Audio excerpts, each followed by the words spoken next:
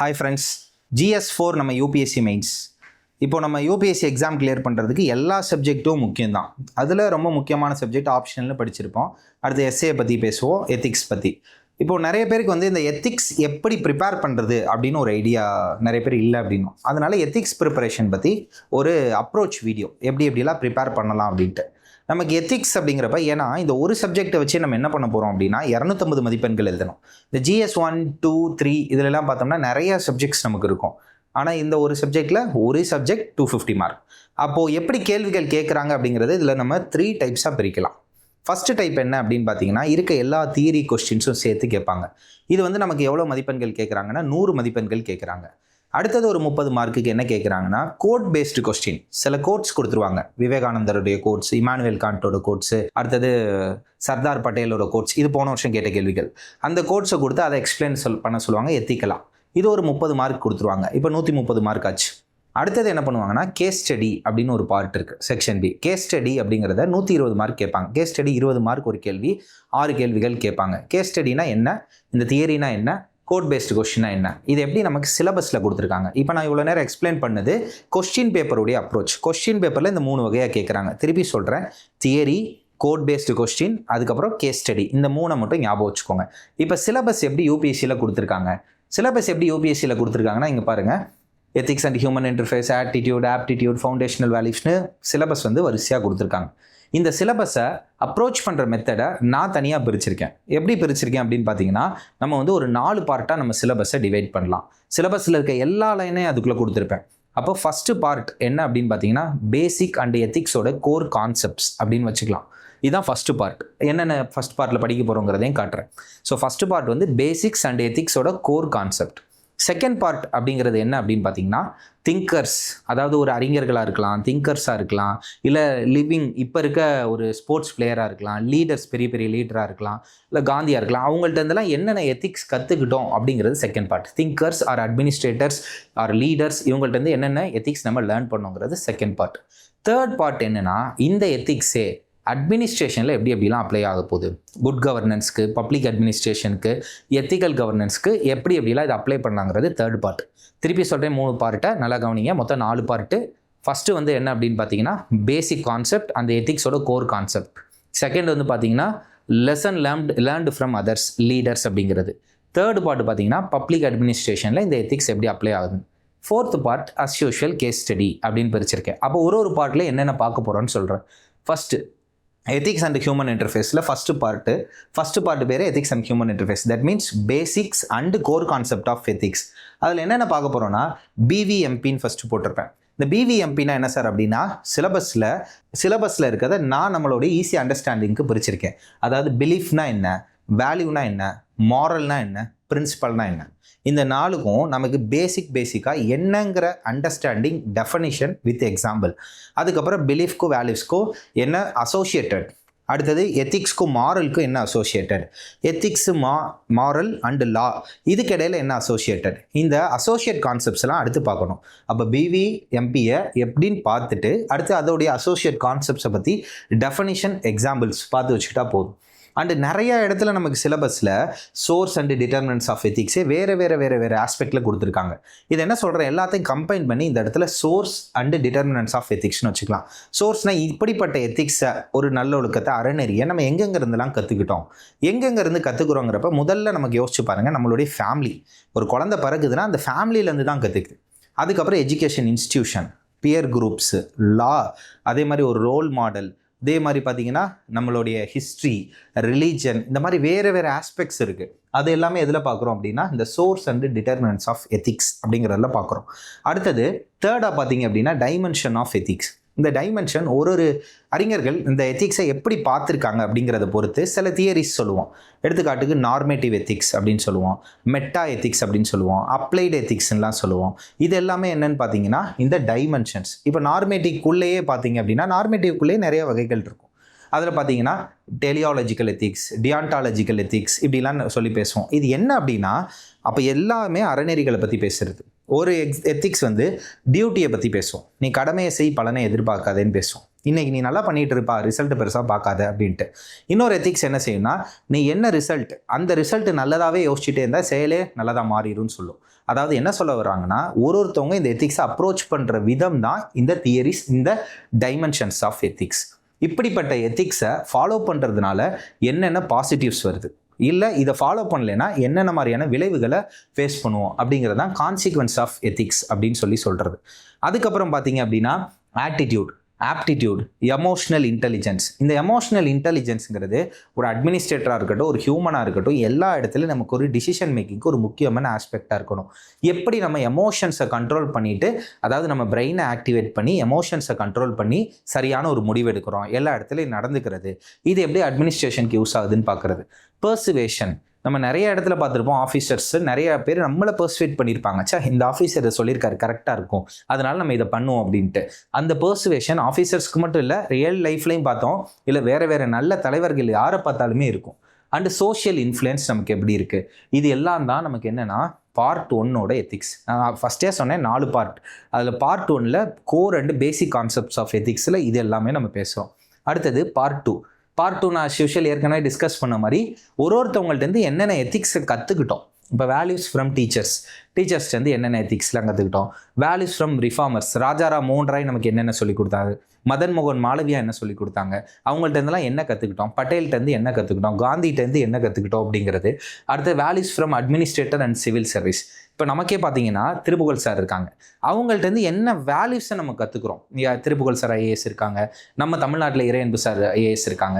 இவங்களெல்லாம் பார்க்குறப்ப சார் அவங்களோட சிம்பிளிசிட்டி, பீப்புளுக்கு டவுன் டு கிரவுண்டாக இருக்குது, அவங்களோட ஒர்க்கை ரொம்ப எஃபிஷியண்ட்டாக பண்ணுறது, கரப்ஷன் இல்லாமல் வேலை பார்க்குறது, ஆன் டைம்க்கு ஒர்க் பண்ணுறது, அதே மாதிரி எக்ஸ்டெண்டடாக பீப்புளுக்கு இறங்கி வேலை பார்க்குறதுன்னு நம்ம நிறைய வேல்யூஸ் அவங்கள்ட்டேருந்து கற்றுட்டு இருந்துப்போம். இது இந்த மாதிரி ஒரு அட்மினிஸ்ட்ரேட்டர், சிவில் சர்வன்ட்ஸ்லேருந்து இந்தியா லெவலில் நம்ம என்னென்னலாம் கற்றுக்கிட்டோங்கிறத கரெக்டாக இந்த இடத்துல எழுதி வச்சுட்டோம்னா பல இடங்களில் எக்ஸாம்பிள்ஸாக கொடுக்க முடியும். அதே மாதிரி இந்த சப்ஜெக்டே நம்ம கம்ப்ளீட் பண்ணவும் முடியும். பயோனியர்ஸ், இது போக நம்ம டாட்டா அப்படிங்கிறப்ப டாட்டாட்டேருந்து சில விஷயங்கள் கற்றுட்டு இருப்போம், அம்பேத்கர்ட்டேருந்து சில விஷயங்கள் கற்றுட்டு இருப்போம்.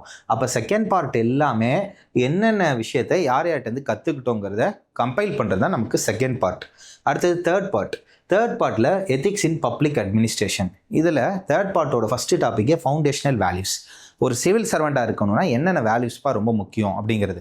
இப்போ பார்த்தீங்கன்னா நம்ம கரண்ட்ல எல்லாம் மிஷன் கர்மயோகி பற்றி பேசுகிறாங்க, என்னென்ன வேல்யூஸ் இருக்கணும்னு. அந்த காலத்திலே பார்த்தீங்கன்னா நோலன் கமிட்டி வந்து சில வேல்யூஸ் சொல்லியிருக்கோம். இது எல்லாத்தையும் மொத்தமாக சேர்த்து இங்கே பார்க்குறது தான் இந்த ஃபவுண்டேஷனல் வேல்யூஸ். செல்ஃப்லெஸ்ஸாக இருக்கணும், இன்டெகிரிட்டியோடு இருக்கணும், அப்ஜெக்டிவிட்டியோடு இருக்கணும், அக்கௌண்டபிலிட்டியோடு இருக்கணும், ஓப்பன்னஸ், ஹானஸ்டி, லீடர்ஷிப், இம்பார்ஷியாலிட்டி. இந்த எல்லா வார்த்தைக்கும் நம்ம என்ன பண்ணணும் அப்படின்னா கரெக்டான ஒரு டெஃபனிஷன் எடுத்துக்கணும். அதுக்கு ஒரு எக்ஸாம்பிள். இந்த டெஃபனிஷன் அப்படிங்கிறப்ப ஒரு புக்கில் ஒரு டெஃபனிஷன் இருக்கும். ஏன் பிபிடியில் நான் பார்த்தா வேறு டெஃபனிஷன்ஸ் கொடுத்துருப்பேன்.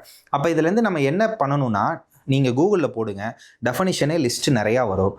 உங்களுக்கு எது ஈஸியாக இருக்குது, உங்களுக்கு எது புரிஞ்சுக்க முடியுது, அந்த டெஃபனிஷனை நீங்கள் எக்ஸாமுக்கு பயன்படுத்துங்க. 4-5 டெஃபனிஷனை வாசித்து புரிஞ்சுக்க ட்ரை பண்ணுங்கள். எழுதுகிறப்ப உங்களுக்கு எது எளிமையாக இருக்குது, உங்களுக்கு எந்த டெஃபனிஷன் முழுமையாக புரியுதோ அந்த 2 மட்டும் எடுத்து வச்சுக்கோங்க. எக்ஸாம்பிள்ஸும் சரி, டெஃபனிஷனும் சரி. ஏன்னா இதோட நம்ம குறிப்புகள் தயாரிக்கிறதே 2 வகையாக பிரிச்சுக்கலாம். மொத்த எத்திக்ஸ் நோட்ஸையும் சேர்த்து எடுத்திங்கன்னா ரொம்ப க்ரக்ஸாக இருக்கும். ஒரு 50 பேஜுக்குள்ளே எத்திக்ஸ் நோட்ஸ் முடிஞ்சிருச்சு. ஏன்னா அதில் ஃபுல்லாகவே டெஃபனிஷனாக இருக்குது. 2வது பார்ட் குறிப்புகளில் பார்த்தோம்னா எக்ஸாம்பிள்ஸ் எல்லாம் தனியாக வச்சுருக்கேன் சார், இது 2 மட்டும் பல தடவை நான் ரிவைஸ் பண்ணிட்டு போவேன், அப்படியே எக்ஸாம் எழுதிட்டு வந்துடுவேன்னு சொல்லுவாங்க. உங்களுக்கே தெரியும், நம்மளோட போன வருஷம் ஐஏஎஸ் ஆன சரண்யா ஐஏஎஸ் பார்த்தீங்கன்னா சொல்லியிருப்பாங்க வீடியோவில், பிரபாகரன் சாரோட எத்திக்ஸ் படிச்சிருந்தேன்னு. அந்த எத்திக்ஸில் அவங்களுடைய நோட்ஸ் எப்படி இருக்குன்னா மிக மிக மிக சிம்பிளிஃபைடாக இருக்கும். அப்போ சிம்பிளிஃபைடாக இருக்க ஆன்சர்ஸ் தான் நல்ல ஆன்சராக நம்ம எழுத முடியும். சிம்பிள் நோட்ஸ், சிம்பிள் டெஃபனிஷன், நல்ல குட் ஆன்சர்ஸை நமக்கு கொடுக்கும். சரி, இப்போ இந்த பார்ட் 3 பற்றி பார்த்துருவோம். பார்ட் 3 அடுத்து என்ன பார்க்குறோன்னா governance, good governance, governance, code of conduct, code of ethics. நடத்தை விதிமுறைகள்னு சொல்கிறோம்ல, கண்டக்ட் எப்படி இருக்கணும், எத்திக்ஸ் எப்படி இருக்கணும், கோட் ஆஃப் எத்திக்ஸ் அப்படிங்கிறது. அடுத்தது எப்பயுமே ஒரு வெளிப்படைத்தன்மை அப்படிங்கிறது நம்ம அரசாங்கத்துக்கு ரொம்ப முக்கியம். அப்போ டிரான்ஸ்பரன்சி அப்படிங்கிறதும், சர்வீஸ் டெலிவரி. கவர்மெண்ட் நமக்கு ஏகப்பட்ட சர்வீசஸ் கொடுக்குது. நமக்கு தெரிஞ்சு பாருங்கள், ரேஷன் ஷாப்லேருந்து, எஜுகேஷன்லேருந்து, ஹெல்த்துலேருந்து நம்ம ஒரு சர்டிஃபிகேட் வாங்க போகிறோம், அதோட ப்ராசஸ்லாம் பேக்ரவுண்டில் எப்படி இருக்குங்கிறத பார்க்கணும். அதுக்கடுத்து பார்த்தீங்க அப்படின்னா பப்ளிக் சர்வன்ஸோட இன்ட்ராக்ஷன்ஸ் எப்படி இருக்கணும். சிட்டிசன் சார்ட்டர், குடிமக்கள் சாசனம்னு சொல்கிறாங்க. ஒரு அரசு அலுவலகத்தில் நம்ம இந்த சர்டிஃபிகேட் அப்ளை பண்ணால் 5 நாளில் வரும், 4 நாளில் வரும், வரலைன்னா நம்ம இப்படி இவங்கள்ட்ட பேசணும், இவங்கள போய் அப்ளை பண்ணுறதுக்கு பார்க்கணுன்னு இருக்கிறது தான் நமக்கு சிட்டிசன் சார்ட்டர். அடுத்தது நம்ம கவர்னன்ஸ் அண்ட் அட்மினிஸ்ட்ரேஷன்லேயே ரொம்ப ஒரு முக்கியமான ஆஸ்பெக்ட் கரப்ஷன். கரப்ஷன் இல்லாத இந்தியா இப்படிங்கிறத உருவாக்கணும், கரப்ஷன் இல்லாத தமிழ்நாடு உருவாக்கணுங்கிறது பல பேருடைய பல நாள் கனவாக இருந்திருக்கு. நிறைவேறிக்கிட்டே கொஞ்சம் கொஞ்சமாக நம்ம என்னென்னலாம் பண்ண முடியுமோ எல்லாமே இன்றைக்கி இருக்க அதிகாரிகளாக இருக்கட்டும், மக்களாக இருக்கட்டும், எல்லாருக்கும் அவேர்னஸ் நல்லா இருக்குது. அப்போ அந்த கரப்ஷன் எப்படி எப்படி ஆரம்பிக்குது, அதில் என்னென்ன வகைகள் இருக்குது, அதுக்கு அரசாங்கம் எடுத்த முயற்சிகள் என்ன, லா படி என்ன எடுத்திருக்காங்க, அது என்ன கமிட்டிஸ் என்ன எடுத்திருக்காங்க, சுப்ரீம் கோர்ட்டு கரப்ஷனுக்காக என்னென்ன சொல்லியிருக்காங்க, இன்டர்நேஷ்னல் லெவலில் என்ன சொல்லியிருக்காங்க, ஏஆர்சி கரப்ஷன் பற்றி என்ன சொல்லியிருக்கு, அட்மினிஸ்ட்ரேட்டிவ் ரிஃபார்ம் கமிஷன் என்ன சொல்லியிருக்காங்க, இது எல்லாத்தையும் பற்றி அதில் பார்ப்போம். அடுத்தது பப்ளிக் ஃபண்டு. இப்போ பொது நிதியை நம்ம எப்படிலாம் யூட்டிலைசேஷன் பண்ணுறோம். அப்போ ஒரு பெஸ்ட் அட்மினிஸ்ட்ரேட்டர் அப்படிங்கிறவங்க நம்ம என்ன சொல்லுவோம், யூட்டிலைசேஷன் ஆஃப் ரிசோர்ஸ் ப்ராப்பர்லின்போம். இருக்க ரிசோர்ஸை ப்ராப்பராக யூஸ் பண்ணுறவங்க. அப்போ பப்ளிக் ஃபண்டை எப்படி யூட்டிலைசேஷன் பண்ணுறது. அடுத்தது ரைட் டு இன்ஃபர்மேஷன். நம்ம சுப்ரீம் கோர்ட்டு என்ன சொன்னாங்கன்னா, ரைட் டு இன்ஃபர்மேஷன் ஆக்சுவலாக நமக்கு ஒரிஜினலாக கான்ஸ்டியூஷனில் இல்லை, ரைட் டு ஸ்பீக் இருக்குது. அப்போ நம்ம பேசணும் அப்படின்னா நமக்கு சரியான இன்ஃபர்மேஷன் இருந்தால் தான் சரியான விஷயத்தை பேச முடியும். அப்போ right to speak is integrated with right to information. நாங்கள் அப்போ ரைட் டு இன்ஃபர்மேஷனாக ஒரு ஆளுக்கு சரியான தகவல் கிடச்சிருக்கணும். ஒரு ரோடு போட்டிருக்காங்கன்னா இந்த ரோடு எவ்வளோ ரூபாய்க்கு ரெடி பண்ணியிருக்காங்க, அடுத்து எத்தனை வருஷத்துக்கு முன்னாடி ரெடி பண்ணியிருக்காங்க, அதுக்கு முன்னாடி எப்போ போட்டாங்க, இந்த மாதிரி எல்லா இன்ஃபர்மேஷனையும் நம்ம அரசாங்கத்தில் கேட்டு தெரியப்படுத்திக்கிறது, கேட்டு வாங்கிக்கிறது தான் ரைட் டு இன்ஃபர்மேஷன். இதுக்கு ரைட் டு இன்ஃபர்மேஷன் ஆக்ட்னு ஒன்று கொண்டு வந்தாங்க. நம்மளுடைய ஃபண்டமெண்டல் ரைட்ஸில் இது இருக்குது. இதை நிறைய பேர் மிஸ்யூஸும் பண்ணுவாங்க, நிறைய பேர் சூப்பராக யூஸ் பண்ணுறாங்க. இதை பற்றி என்னென்னலாம் இருக்குது அப்படிங்கிறத பற்றி பேசுகிறது தான் ரைட் டு இன்ஃபர்மேஷன் அப்படிங்கிறது. அடுத்து இன்டர்நேஷ்னல் லெவலில் நம்ம பார்த்தோம்னா நிறைய எத்திக்ஸ் இருக்கும். இப்போ வாராக இருக்கட்டும், பயோ எத்திக்ஸாக இருக்கட்டும், உக்ரைனில் சண்டை நடந்துச்சு சார், வெனின்சுலாவில் இப்படி இருந்தாங்க, இப்போ அட் ப்ரெசென்ட்டாக வெள்ளத்தில் இவ்வளோ பேர் இருந்துகிட்டு இருக்காங்களே சார், ஃப்ளட்டில் ஃபாரஸ்ட்டு வைல்ட் ஃபயர் வந்துச்சு, இதெல்லாம் எப்படி சார் பார்க்குறோம் அப்படிங்கிற இன்டர்நேஷ்னல் ரிலேஷனில் என்னென்ன எத்திக்ஸ் இருக்குது. பெரு நிறுவனங்கள் கார்ப்பரேட் லெவலில் பார்க்குறோம். இப்போ நம்ம சொல்கிறோம்ல, டாட்டா வந்து இந்த ஏரியாவெல்லாம் தத்தெடுத்து இவங்க வந்து நிறைய கொடுத்தாங்க சார், இதே மாதிரி இந்த ஆர்கனைசேஷன் இந்த இடத்துல இருக்கவங்கலாம் படிக்க வச்சுச்சு. ஸோ அப்போ அந்த கார்ப்பரேட் லெவலில் கார்ப்பரேட் மூலமாக கிடைச்ச பீப்புளுக்கு கிடைச்ச பெனிஃபிட்டையும் பார்க்கணும். வித்தின் தட் கார்ப்பரேட்லேயே ஒரு விமனுக்கு ஒரு பிரச்சனைனா அவங்க போய் அந்த கம்ப்ளைண்ட் கமிட்டி எப்படி இருக்குது, விஷாகா கைட்லைன்ஸை எப்படி ஃபாலோ பண்ணுறாங்க, அவங்களுடைய ஹைராக்கி எப்படி இருக்குது, அவங்களுக்கான சேஃப்டி ப்ரோட்டோகால்ஸ் எப்படி இருக்குது, ஒர்க்கிங் டைம் எப்படி இருக்குது அப்படின்னு கார்ப்பரேட் சம்மந்தப்பட்ட ஃபுல் எத்திக்ஸையும் கார்ப்பரேட் கவர்னன்ஸும் இதையும் நம்ம பார்க்கணும். அடுத்து ஒர்க் கல்ச்சர், இது ரெண்டே நம்ம இன்டகிரேட்டடாக இப்போ எப்படி இருக்குன்னு சொன்னேன். இது வந்து என்ன அப்படின்னா பார்ட் 3.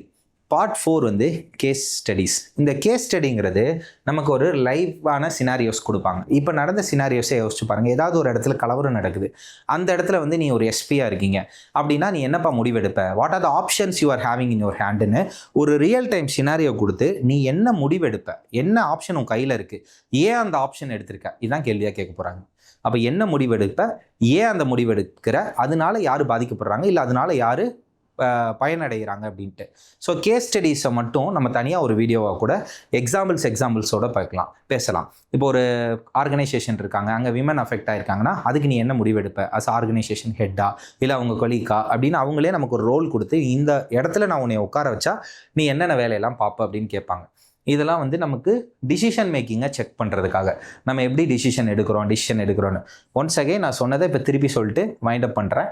நீங்கள் பாருங்கள், நம்ம வந்து சிலபஸ் வந்து யூபிஎஸ்சியில் கொடுத்த சிலபஸ் இப்படி இருக்கும். இதை வந்து நான் என்ன பண்ணியிருக்கேன், ரொம்ப சிம்பிளிஃபை பண்ணி நான் வந்து ஒரு 4 பார்ட் ஆஃப் எத்திக்ஸாக கொடுத்துருக்கேன்.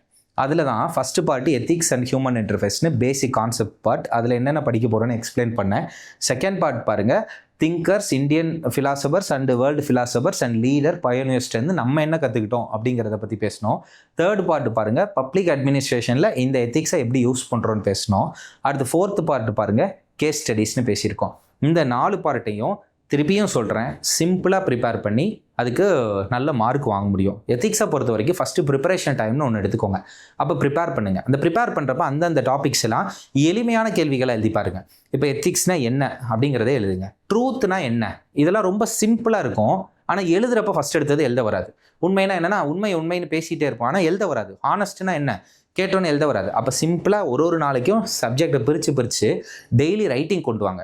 அந்த டெய்லி ரைட்டிங் வித் ப்ரிப்பரேஷன் இப்படி பேசிக் ரைட்டிங் கொஞ்ச நாள் போட்டோம். அதுக்கப்புறம் என்ன பண்ணுங்கள், கரண்ட் அஃபேர்ஸ் எக்ஸாம்பிள்ஸை உள்ளே போட பார்க்கலாம், இல்லை இன்டர்லிங்கிங் ஆஃப் டாபிக்ஸை அடுத்து உள்ளே போக பார்க்கலாம். இதெல்லாம் செகண்ட் ஆஸ்பெக்ட். அதுக்கப்புறம் தேர்ட் ஆஸ்பெக்ட் தான் என்ன அப்படின்னா அந்த டைம் மேனேஜ்மெண்ட். சார் கொடுத்த டயத்துக்குள்ளே எழுதுறேன் அப்படின்ட்டு இங்கே பசங்க எடுத்ததுமே என்ன பண்ணிடுவாங்க, 250 மார்க் நான் எழுதுறேன், 125 மார்க் எழுதுறேன், 120 மார்க் 130 மார்க் எழுதுறேன். அது முடியாது. கொஞ்சம் கொஞ்சமாக டெய்லி எழுதிட்டு அதுக்கப்புறம் second valuation, third valuation, fourth time management, fifth with டைமில் எப்படி நம்ம சூப்பராக எழுதுறோன்ட்டு ஒரு டைம் கொடுத்து இந்த சப்ஜெக்ட்டு படித்தோம் அப்படின்னா கண்டிப்பாக எல்லாராலையும் மார்க் வாங்கக்கூடிய சப்ஜெக்ட் இது. எப்படி அப்படி சொல்கிறேன்னா, மற்ற சப்ஜெக்ட் ஒரு புக்கில் இருக்கும், படித்து புரிஞ்சுக்கிட்டே எழுதுவோம். இது புக்கில் எப்படி இருக்கும் தான் இருக்கும். நம்மளோட ஒரிஜினாலிட்டி ஆஃப் ஆன்சர்ஸை செக் பண்ணுற ஒன் ஆஃப் த சப்ஜெக்ட் இது. ஆப்ஷனல்லே நம்ம ஒரிஜினாலிட்டியை செக் பண்ணுவாங்க, எஸ்ஏலே நம்ம ஒரிஜினாலிட்டியை செக் பண்ணுவாங்க, எத்திக்ஸ்லேயே நம்ம ஒரிஜினாலிட்டியை செக் பண்ணுவாங்க. சார் நம்ம ஒரிஜினாலிட்டி செக் பண்ணுற சப்ஜெக்ட்டுங்கிறதுனால ஒரே டோனில் நம்ம இந்த ஆன்சர் எழுதணும்னா கண்டிப்பாக இதில் வந்து நமக்கு மிகப்பெரிய மார்க் கிடைக்கும். Wish you all the best for ethics. And one more thing, எத்திக்ஸை படிச்சுட்டு எத்திக்கலான ஆஃபீஸர்ஸாக வர்றதுக்கான வாழ்த்துக்கள். தேங்க்யூ.